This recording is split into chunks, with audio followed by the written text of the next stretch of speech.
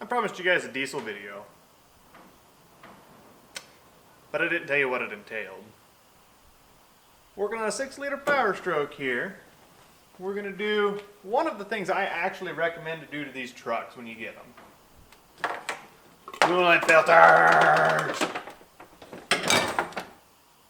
This is my dad's farm truck. He picked it up here a little bit ago. I'm going to say a little bit ago. I picked it up last fall. Got just under 100,000 miles, 6-liter. So there's nothing really fancy to it. It's just a work truck.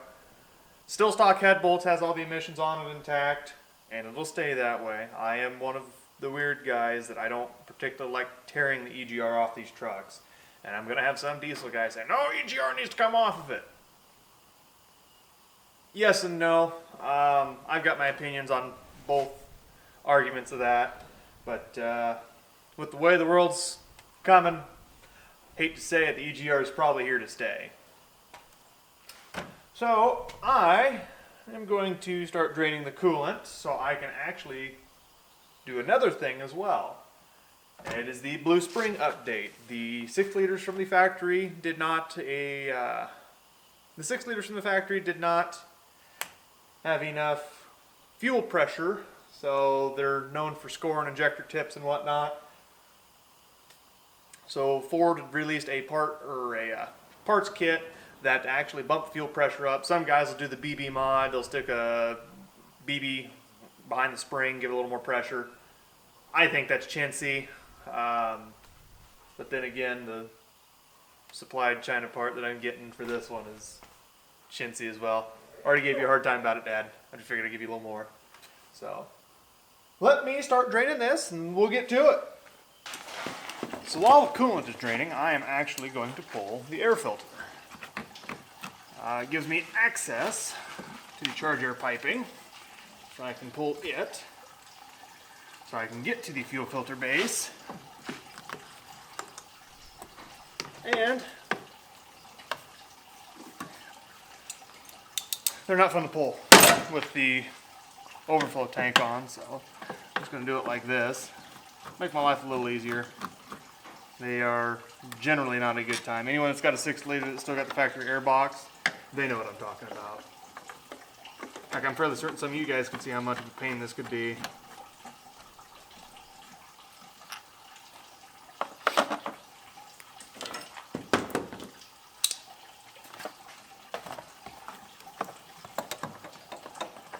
Whereas pulling the overflow tank, or the degas bottle as it is actually called in Ford technical literature, the Ford service literature, however you want to say it, is not too hard.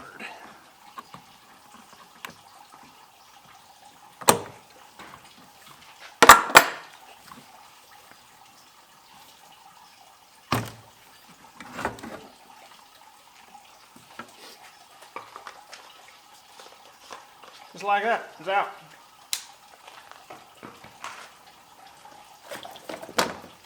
Now you pull this airflow sensor, pull that fitting off without breaking it, unplug your filter minder. Youch! Fancy words.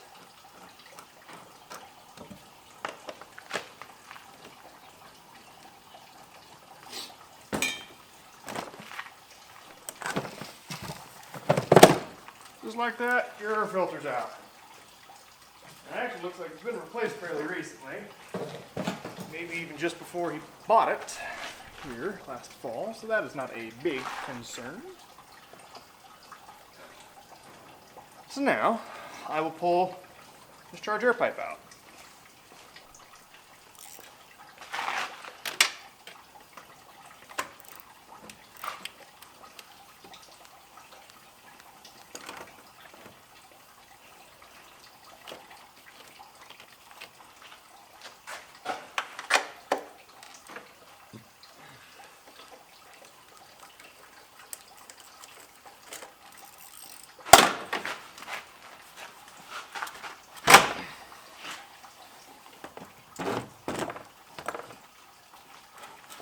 actually, I'll probably make my life a little easier. I'll just leave that on the way it sits.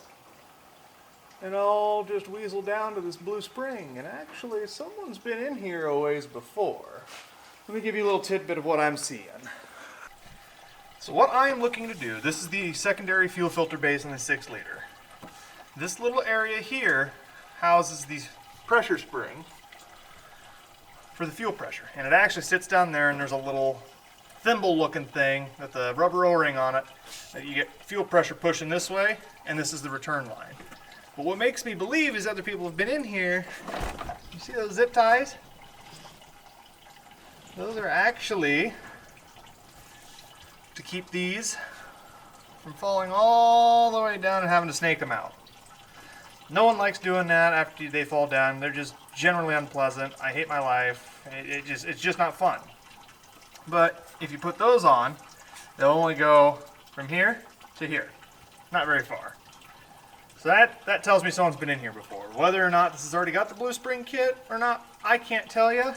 And actually looking at the date code on that, that is an 05 date code, which kind of coincides with the build date of this pickup, so I believe that. Someone's been in here before, but I think it's still got the factory parts. So I'm going to pull that off, and I'll show you guys what I'm working with here. This fitting here is the devil. I hate it. Because whenever I go to pop this, oh wow, 9 times out of 10, that fitting will spin with that, and the amount of trucks that I see come in with this line twisted right here is obscene. So if you can prevent from doing that, I use a 13/16 and a 7/8. Yes, I know these engines are metric, but those are the sockets that fit. Now you see how I was talking about this would fall all the way down if that zip tie wasn't there? Thank you, previous individual that has done this. You've made my life 1,000 times easier.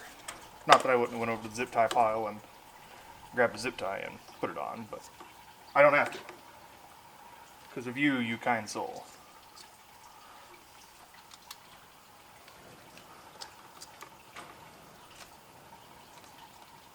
There we go. Looks like I'm going to have one of my bits warranted because it is destroyed. And I like using this little thing because it's really narrow. And it's got a standard 1/4 inch drive on one end, and then it's got a bit driver on the other end. Makes my life easy. Especially for those tight places that are hard to get into.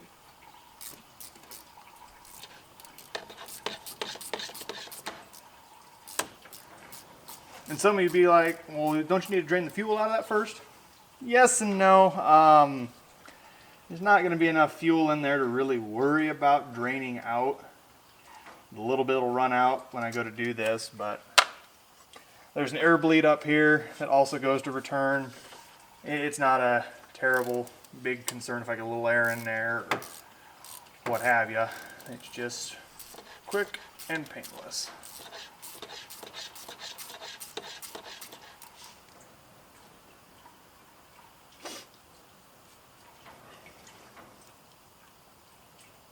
That water make you have to pee as much as it makes me have to pee.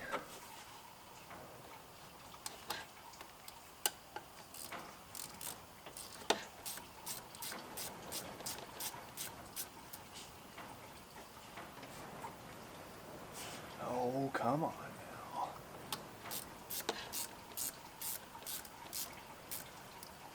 Yeehaw.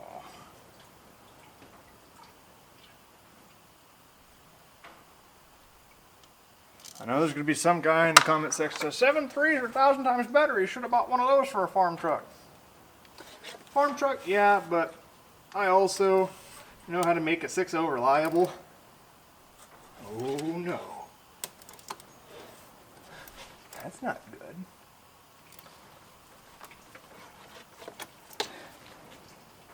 That's starting to twist my bit off. I don't like that. Let's see if I can get my other bit in there that's not hollow. Oh, that's not good.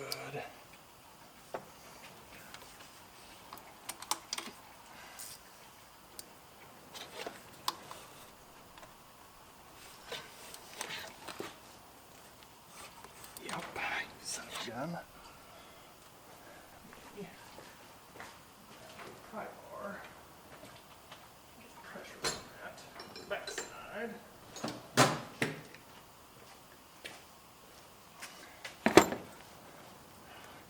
actually, tech tip,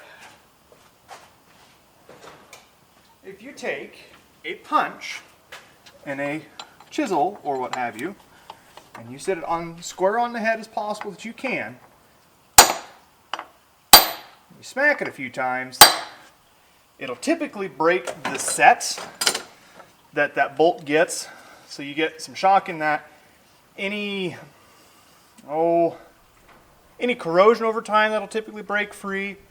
And then if you've got some grooving or whatnot that the bolt causes on the sealing surface or the surface where the head of the bolt or shoulder of the bolt rides against the actual housing or whatever you're bolting down, it'll typically break it and settle it a little bit. And then you break the head of the socket off, just like you anticipated. But thankfully, you got it out and it didn't stick. Oh, that's the problem, is that's a T30. I have two T30s side by side.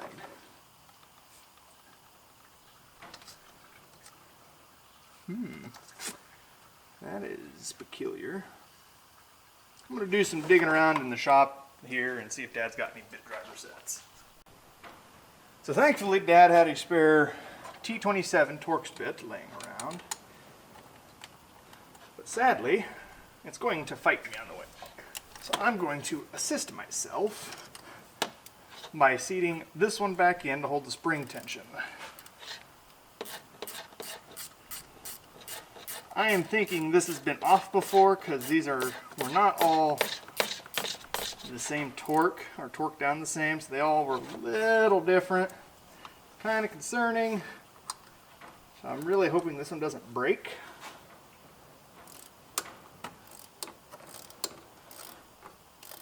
Ooh, she's a coming.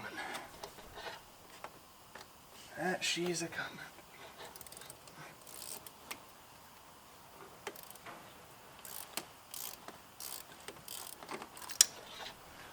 Oh, that's terrifying, as much as it is fighting me.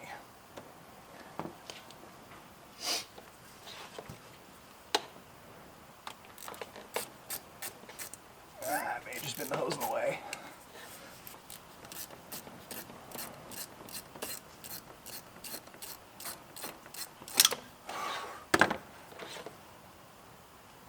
Alright. That bolt is free. Now to free this one back up.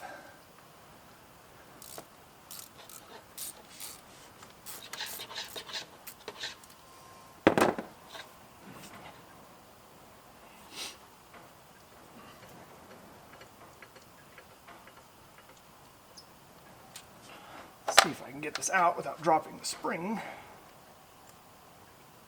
Let me show you what I am talking about.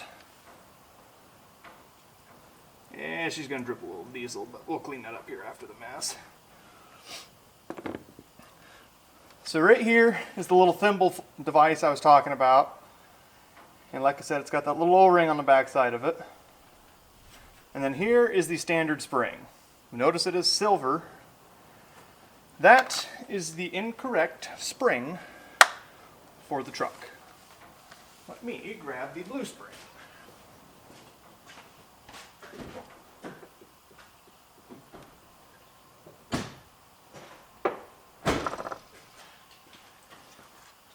They call this the blue spring kit because it is really easy to identify why.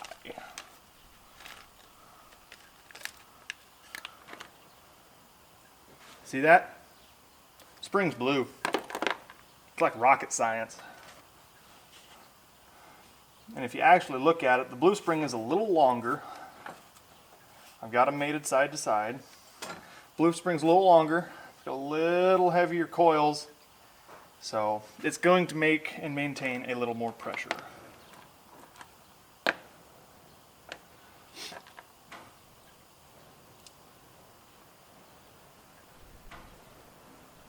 So I'm going to be cheeky here. I am not a fan of the thimble they sent with the new kit.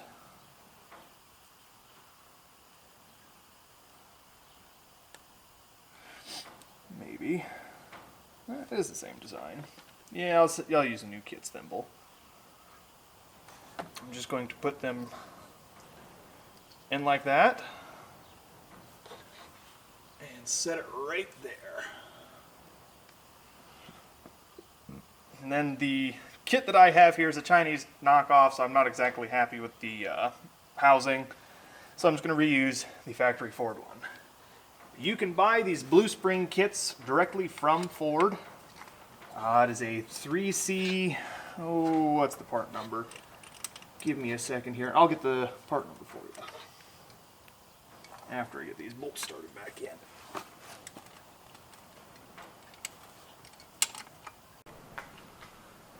So I don't know if you guys will be able to tell here.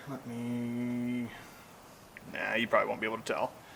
The Ford part number for the Blue Spring kit is a 3C3Z9T517AG. They're around $30 to get, so I mean they're not too overly expensive. I highly recommend if you buy a 6-liter with 20,000 miles or 200,000 miles, whether or not they say it's got a Blue Spring kit in it, just buy another one and put it in so you've got a peace of mind on it. They're cheap enough, it's cheap insurance, and injectors around, depending on where you get them, anywhere from $230 to $300. If you can save $250 by spending $30, I think it's a win. So I recommend this to everyone that I talk to when they buy a 6-liter.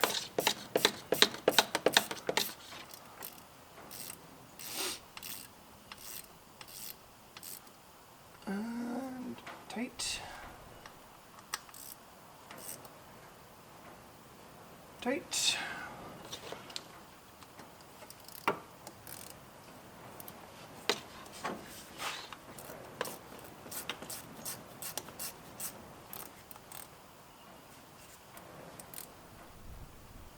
And tight. I already tightened that filler down, so I'm not going to worry about him. Just take that.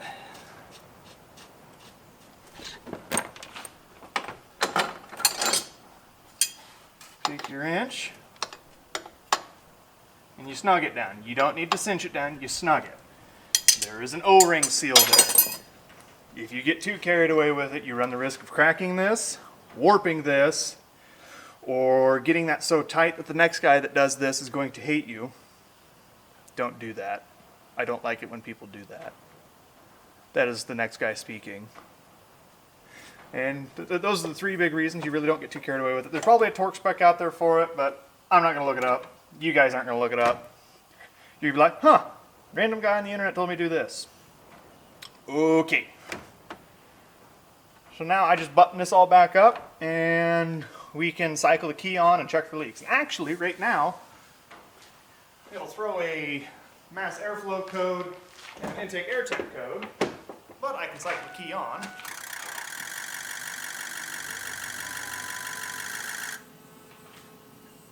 I can hear the lift pump running. I do not see any leaks. Yeah, that lift pump's working a lot harder now.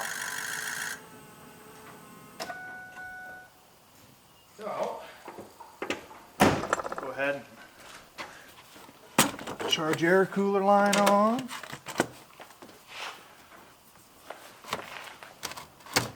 Oh, come on, honey. Yep, come on. Yeah.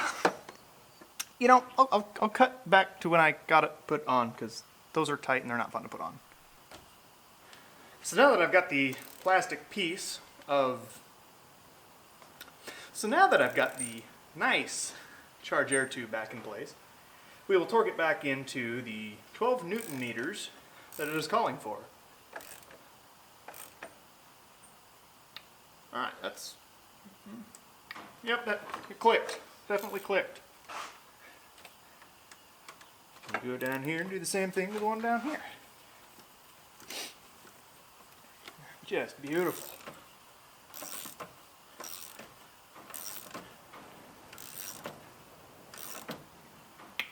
Yep, that's torqued to spec. We'll go with that. Really? That did not hit the ground.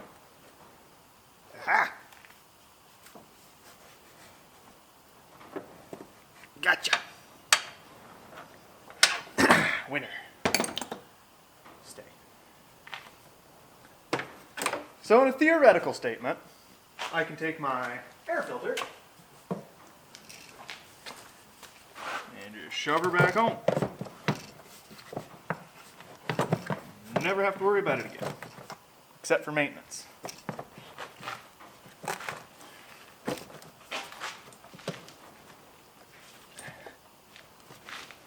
Slide her on.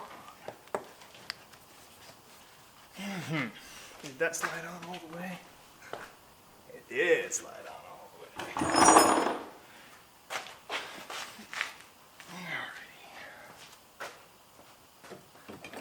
Alrighty. And no, that was not Sonic the Hedgehog in the background. That was a tray that I'm using to steal some bolts. I mean, I'm manifesting some destiny from the random assortment of parts that we've pulled off of random assortments of vehicles over the years for the 97 Cobra project that I have got going on. I'll throw some links to that in the description up above, either here, or over here somewhere. I don't know how this whole YouTube thing works yet. I'm learning.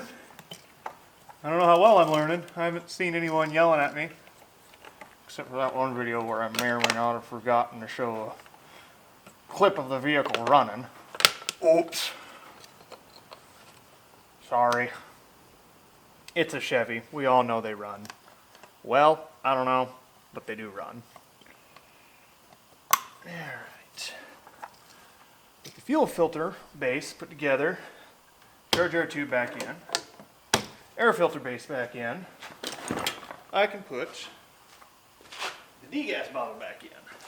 But I am going to rinse it out and prepare it for the coolant filtration kit. Because every 6 liter needs a coolant filtration kit. So I'm going to go rinse this out and I'll be right back. So now that I've cleaned out and rinsed the degas bottle out, it's going to pee coolant, or not coolant, but it's going to pee water everywhere because these things have baffles in them. It baffles me that they can hold so much extra water and coolant. Purely baffling. I'm going to put it back together. How my parents didn't smother me as a child, I don't know. I said some of the dumbest stuff.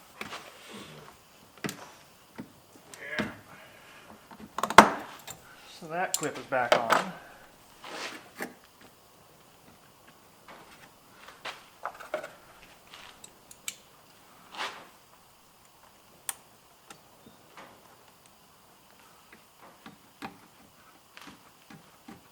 That clamp is back on.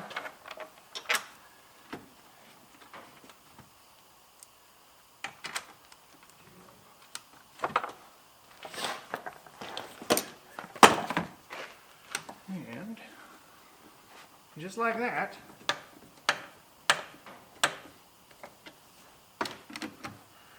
we have put the degas bottle back on. She's like, Wyatt, you still got a hose to put on. I know. This one, I'm assuming. You worried about this one? I'm going to cut it after I put it on.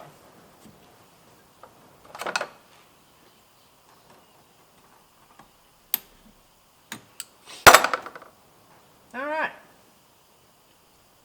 That was easy. 6 liters are hard to work on. No, they're not. They're my favorite. I actually love 6 liters. The 6 liter Powerstroke, next to the 6.7 Powerstroke, is actually my favorite diesel in the Ford lineup. If I was to put up an order of my favorite Powerstrokes, it would be a 15 to 2021 6.7 Powerstroke, the 11 to 14 6.7 Powerstroke, the 05 to 07 6.0s, which would be, this one would fall into, the 03 to 04 Powerstrokes, the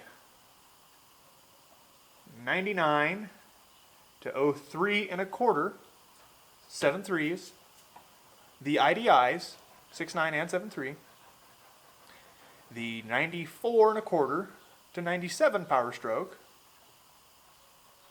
and then I just don't like the 6.4. Well, I can't say I don't like the 6.4. I don't respect the 6.4. I can't even say that. I can't trust the 6.4. The 6.4 is like that hot chick you want to go on an adventure with, but you come back scarred for life when things eventually go wrong. So just stay away from the 6.4s. And I made that very PG. Maybe even G. Nah, I made it PG. Yep. So now that I've got the degas bottle back on, I'm going to take and put the coolant filtration base on the passenger side over here. So I will move you guys over there and show you what I do. So now that we are over here, I'm going to go get a 10 mil, because everyone needs 10 mil.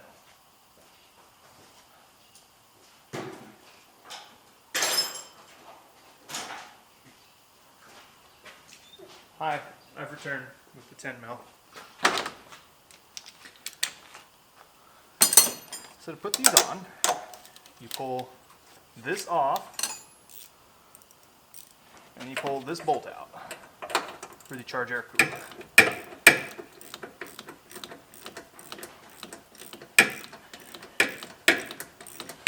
Fairly simple and straightforward. Don't need to get too carried away.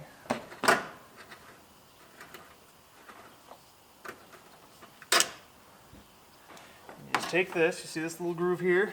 There's a cutout down here. You stick it in the cutout, slide it in, and you bolt her back up. Just as simple as pie. Just like that, your coolant filtration base is in.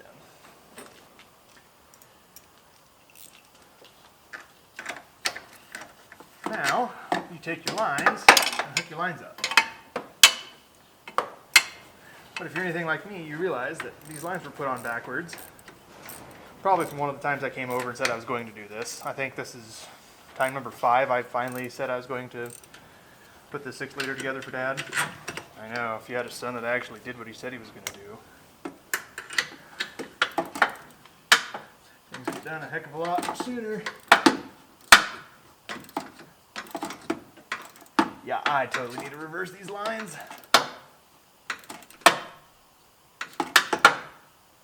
Yeehaw.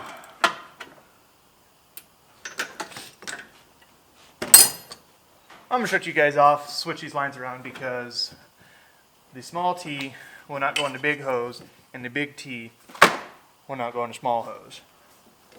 So give me like a flash of a camera and I'll be right back. I've returned. I have taken the big fittings and got them ready for the big lines, and I took the little lines and got them ready for the little fittings. So this is fairly self-explanatory. I'm just going to cut that line right there, tee that in, take that line, cut it there. Well, technically it'd be that line that runs right there. It's the heater core feed. I'm going to take that line, cut it in, tee it there, and then the coolant filter kit is actually installed. Some kits will come with like push tabs and fancy stuff and the like. My dad likes Chinese things. I don't know why. He's gotten lucky with some of them to this point, if not most of them. I don't know how, don't know why. If it was me, it'd have broke on assembly, so. Yay, Dad. So. And for those saying, well, why are you only working on your family stuff? Let me stop you right there. And I'm going to pause the camera and point it at me so I can kind of give you an explanation why I don't do much diesel stuff at home. Have you guys ever heard the saying, don't bite the hand that feeds? I get asked, I wouldn't say a lot, but I get asked quite regularly by friends, family, people that know a friend of mine, and they recommend me to them, they recommend me to them to work on their diesels. I don't work on stuff at home because I don't want to bite the hand that feeds. I have an excellent relationship with my bosses, and I get paid handsomely for the jobs that I do at work. I do very in-depth technical repairs, ranging anywhere from setting fuel trims. I set rack travel in some small compact machines. We do have a fuel injection side that specializes in fuel injection, but there are certain applications where I am trained to do small things as such. It would make no sense to me to come home and then take a possible job opportunity away from work. Say I have a customer or a friend that says, I have a 6-liter that needs head studs. I could do that at home on a weekend. Do I want to do that at home on a weekend? No. I work a 9-to-5 job doing stuff as such. I'm going to be tired when I get home for one. That doesn't mean I don't burn the midnight oil. I am not going to take that job where the company could take and make X amount of dollars in profit. Of that X amount of dollars in profit, that can go to my 401k, my retirement, my other variants of retirement, my wages, and I don't have to worry about the liability of something happening at home. It sounds kind of shallow, but it would also be very bad for me if I did something of such at home and an engine blows up because of something that I did. Not saying that I don't ever intend on my bosses to cover my behind, but there's insurance policies for stuff like that that I do not have on myself personally. Do I feel confident doing repairs of such like that at home? Yes, I do. Case in point, working on my father's 6-liter. It's different. It's a family-owned vehicle. My bosses are aware that I do stuff like this for my father and my brother at home. I may do the occasional, hey, the neighbor's tractor's down, can you come give us a hand so we can get in the field tonight? I'll do stuff like that. I am not going to go out of my way to take money out of one pocket and put it back in the other. So that is going to clear things up for some of those out there. My friends, I know I've got some friends that ask why I don't do it. I know there's going to be some of you guys that well, he's a diesel technician, why doesn't he work on diesels at home? It makes no sense for me to do something like that at home and take away from my opportunities at work. Not saying there won't be opportunities at work either way, but I will not be liable for damages outside of work, and I do not want to upset my bosses. It's a respect thing. Yes, a thing here or there is not a big concern, but a thing here or there turns into, well, I did this, well, I can do that. Well, I did that, I can do this, and then it turns into me doing competitive work while working in a company that I'm competing against. It makes no sense for me to do that. I have a lot of respect for the people that have employed me. They took me fresh out of college. Actually, I don't even think I was done with college yet. I entered through the company that I work for now, and they took a chance on a young kid at the time. I've been there, going to be 6 years now. They have trained me a lot. They've invested a lot of their time and money into me, and it'd be a smack in the face if I took that and ran and went and competed against them. That's just not the right thing to do. That's respect. So hopefully that clears some small things up. So back to this. I'm going to cut this line and the line back there to the heater core. I'm going to have to go digging through Dad's shop to find where he did with the hose cutters. I could show you what I'm doing, but I'll probably cut you off here and then show you the finished product when I get back. So be prepared to see the finished product. So as you can see, I teed it in here to the heater core feed hose. And then here, the return to the degas bottle. Nothing real fancy to these things. I can't say they're my favorite design, but I can't say they're a terrible design. International, when they designed the VT365, the 6-liter Powerstroke, when they designed these engines, they really had a shortcoming on a few things. The oil cooler design is actually a really good design, but there's a few other issues that really cause it to fail a lot. Because as weird as this sounds, the oil cooler that's in these 6 liters is a very similar design to what is used on the 6.7 Powerstrokes. We hardly ever see a failure on the Powerstrokes, or the 6.7s. But location's got a big part to do with it. And I could go off on a whole spiel on the Achilles heel of the 6-liter and why they're not bad engines. It's just maintenance that kills them. I could go off on a spiel on that. I'm not going to. But International really could have did something with the cooling system and added a provision for a legitimate coolant filter kit. And that's just my personal opinion. I'm fairly certain some other people out there have got a similar opinion on things, so I'll just leave it at that. I'm going to take and put this charge pipe back in because I had to pull it out to get to that, to kind of tuck it in and hide it. I don't like letting some of this stuff sit out in the middle of nowhere, so I kind of tuck things in and hide them back and whatnot. I mean, you could say it's Ford owner things, but we're adults here. We're not going to say stuff like that.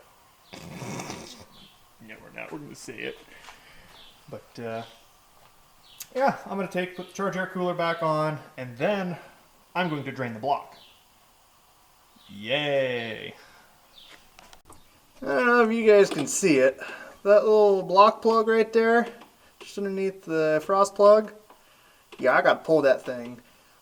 These 6 liters are known for holding a lot of coolant in the blocks when you drain the coolant out of them.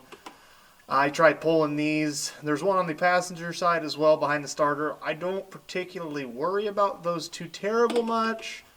But on the driver's side, I always pull them. I mean, there's some of them that'll actually strip out, and I hate my life, but I try my best to pull them. So I'm not going to do that on camera. There's a lot of, I wouldn't say there's a lot, but there's colorful language involved because you always, and I mean always, get sprayed with water and coolant that comes out of it, and it's never a good time. So yeah. I'll do that off camera, and I'll be back when I am actually filling the cooling system back up. So after draining the block and flushing the cooling system on this pickup, I went to go refill it. There was a bit of a miscommunication between my father and I. Maybe been more so me forgetting to bring home coolant. Although, I thought he and I had talked about him getting coolant. I forget how the conversation goes. I'm going to blame it on me. Because I can, and I've already given him enough of a hard time about his Chinese parts. So, yeah. I will be back tomorrow, and I will actually bring a special tool that I highly recommend everyone uses on every cooling system for every make, model, and year of vehicle. Because it makes burping the cooling system a one-time job, and you don't have to worry about hot spots, bubbles, or anything of that nature causing you fits. And I'll put new coolant in it because it needs new coolant. I will show you why it needs new coolant, actually. It is rough. I don't think this coolant has ever been changed since the truck was new. Maybe once in its lifetime. That is supposed to be a beautiful gold color. As you can tell, it looks like a truck stop bathroom toilet water after someone flushed 3 times with passing Taco Bell food. That's not good. That's not good at all. Part of that is because the silicate breakdown in the coolant that Ford used on these 6 liters and 6.4s at the time frame. This coolant is actually a problem on this generation of Ford. I have mixed emotions about it. It's not a bad coolant, but it's not a good coolant, if that makes any sense. So I recommend a lot of people actually change their coolant to a extended life coolant, the red Caterpillar style coolant. Some people, I'll tell them to go to like a orange Dextron style coolant. So it's, or not Dextron, Dex Cool. An orange Dex Cool like GM sold in the late 90s, early 2000s. I think they still run it in most of their vehicles as well. But yeah, it's this stuff I don't not like, but I don't recommend. So if you put it back in your vehicle, that's perfectly fine. Just know you need to service your cooling system once every other year or so. I mean, you can't let it get to this point because you will have problems. So that's actually why people put these coolant filters on these trucks, is because when the silicate packages start falling out of suspension in this coolant, they start plugging up the oil cooler, because that oil cooler is like a filter. So that is one of my gripes with Ford and the 6-liter.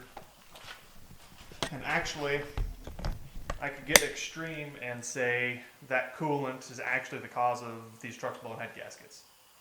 It's a long road to get there. There's a whole lot of things you got to do to get to that point, but it can assist in the failure of the gaskets on this engine. So I'm going to leave this for the night, and I will be back tomorrow afternoon when I remember to bring home coolant and my coolant fill system. So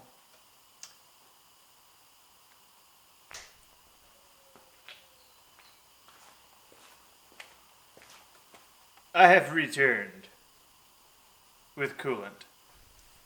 Now previously I mentioned that I don't particularly, I guess I can't say I don't particularly care, but this coolant has its problems. Valvoline has actually done a pretty good job. They've updated some of the properties of this coolant, so it is not known to have the problems that the Ford coolant has. So it's not as bad. I did try talking my dad into updating to Caterpillar Extended Life coolant. Also, we run Xerox brand at work, so I just bought some from work and brought it home. Thanks, boss.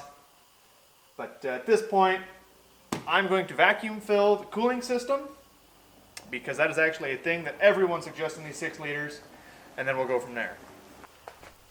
And when I say vacuum fill the cooling system, I don't mean pull the shop vac up, stick it in there, go, heh. I mean, I actually use a vacuum filler. I'll plug it in, I plumb shop air to it. I don't know that I'm going to show you guys the shop air deal. It gets kind of loud, hurts my ears. I know it's just going to ring that camera. But basically, pull a vacuum on the cooling system, the radiator hose will collapse. You'll dunk it some coolant, then you'll dunk it in your distilled water that you're using, or you mix your coolant water mix like you're supposed to, and then you fill it like that. Vacuum filling also has its benefits of being able to tell you if you have a leak in the cooling system. So I can pull the cooling system down to 25 inches of mercury for a vacuum, and then I can sit it and watch it. If the cooling system has a leak in it, it'll slowly drop back, sometimes to 0 or 0 psi, whatever you want to call it, ambient air pressure. So nothing really fancy, it's just using science. But you're going from natural air pressure, which is 14.7 psi, and then you open this, which has a negative pressure. The actual barometric pressure that our bodies experience 24/7, 365 is actually what is pushing the coolant into the cooling system. Science. Everyone loves science. So let me get a vacuum pulled on this. I'll show you what it looks like when I get a vacuum pulled. I'll show you the radiator hoses, and then I'll mix the coolant up with the water, and then I'll show you how it works. Be right back. If you remember me talking about being able to use this vacuum gauge as a tester to see the integrity of the cooling system, if you watch, I have a leak in the cooling system somewhere. I've lost a couple inches of mercury, and that tells me I have got a leak. Where? I don't know. So what I can do is I can go in and pressurize the cooling system, or I can fill the cooling system full of water and figure out where it's leaking from. I've got an idea. I think it's the fancy old Chinese filter assembly over there. Not certain yet, but this is a prime example of why I like using these things. It helps diagnose stuff in some instances before I even put brand new coolant in. So I'm going to go about and try sorting this out. So now, after I've mixed my coolant and finding out that I didn't tighten the clamp all the way, I'm vacuum filling the cooling system. Obviously the gauge is going to show a little low because there's a negative pressure coming in or a higher pressure coming in, so it's actually going to raise the pressure in the system, causing that gauge to rise. So that's generally how I like to do it. Makes life really easy, and it also makes diagnosing things like a loose hose clamp really easy to find. I mean, if I had my system pressurizer it'd be a little different story. But as soon as I get this filled, I'll get back to you guys. So after filling the cooling system, I'm gonna let the truck run outside the shop for a little bit. One, it gets really loud inside that tin shop, and two, who doesn't love being outside? Beautiful day out here in Iowa, and why not? So, really can't say much at this point. Made sure the coolant was topped off. I spilled a little bit, so I'm gonna have to clean it off before I go home. It's got the blue spring kit put in it, so it's holding, or should be holding around 60 psi fuel pressure. And then it's got a coolant filtration kit. Some of you guys are gonna ask why I recommend using a vacuum fill on 6 liter and 6.4 Powerstrokes. In the valley of the engine, there is an oil cooler brick that I've talked about before, but it sits in the valley there, and it's really prone for holding air bubbles. So using a vacuum, you're pulling that air out and allowing the coolant to fill those voids, and you're not going to risk overheating and cracking that cooler and causing a leak, or mixing coolant and oil and coolant. It's a bad time. I've seen it once, not good. So, at this point, I can almost say the truck is done. Just going to be checking for leaks at this point, then I'm going to do a road test. You guys probably won't be able to go with me in the road test. Just one of those things that I don't have enough hands, and I really don't like using electronic devices while I'm driving. But I'll give you this.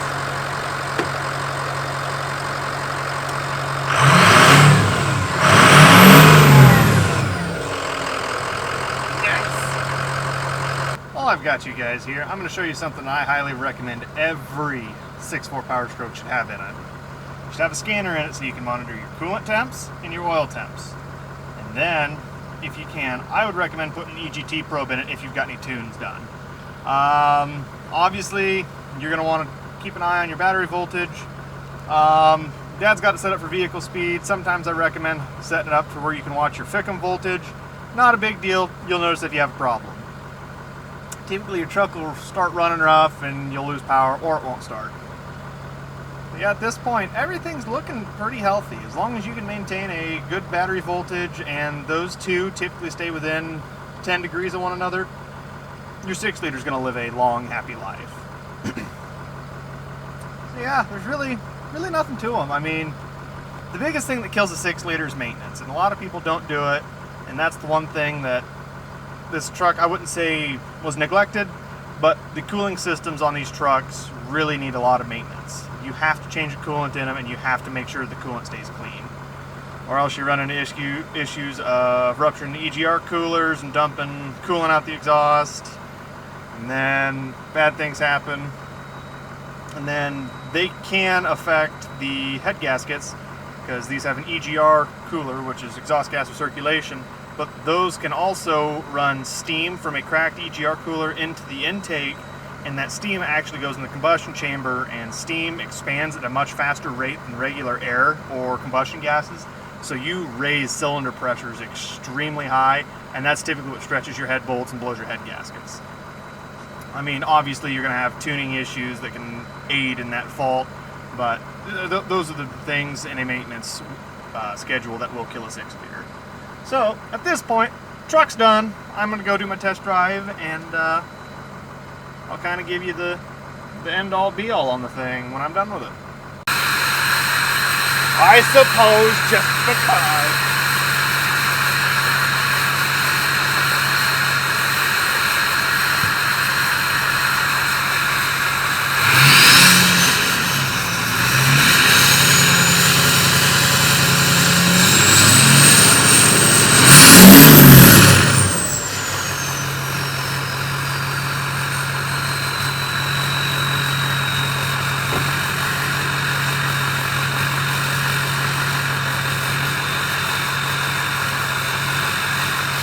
Music to my ears! I love it!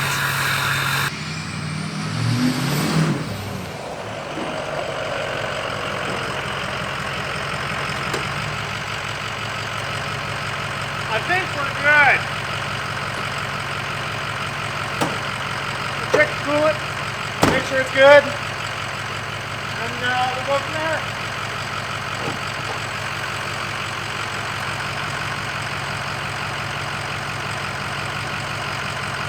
Coolant level looks good. Truck runs good.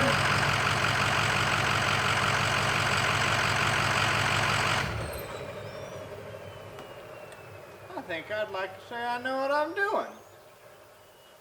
Considering I do this stuff every day. I enjoy these 6 liters, I really do. I mean, I have a lot of... What are you doing, dog? What are you doing, dog? I have a lot of customers that bring them in, and I get a lot of work off of them. Yeah, everyone's gonna be like, it's a 6 liter, you're gonna. I have a lot of return customers. They really like the work we do. If I could work on one truck for the rest of my career, it'd be the 6 liter. I mean, they're the sweetheart of the diesel world. They're simple to work on. Most of their problems are easily remedied. And honestly, in my opinion, I think they sound the best. And with some, how do I want to say this? With some supporting modifications, they can make reasonable power. So, would I use one to go make 2,000 horsepower on a dyno? No. Do I want to go make 2,000 horsepower on a dyno after I get done pulling cattle? No. I don't have a truck that's drivable. I want a 6 liter. So, we'll leave her there. Dad should love what he's got. Truck should last a long while. I'd hope so. It's got less than 100,000 miles. And, see, many years of service out of this thing. What do you think? Huh? Yeah? Checking over my job?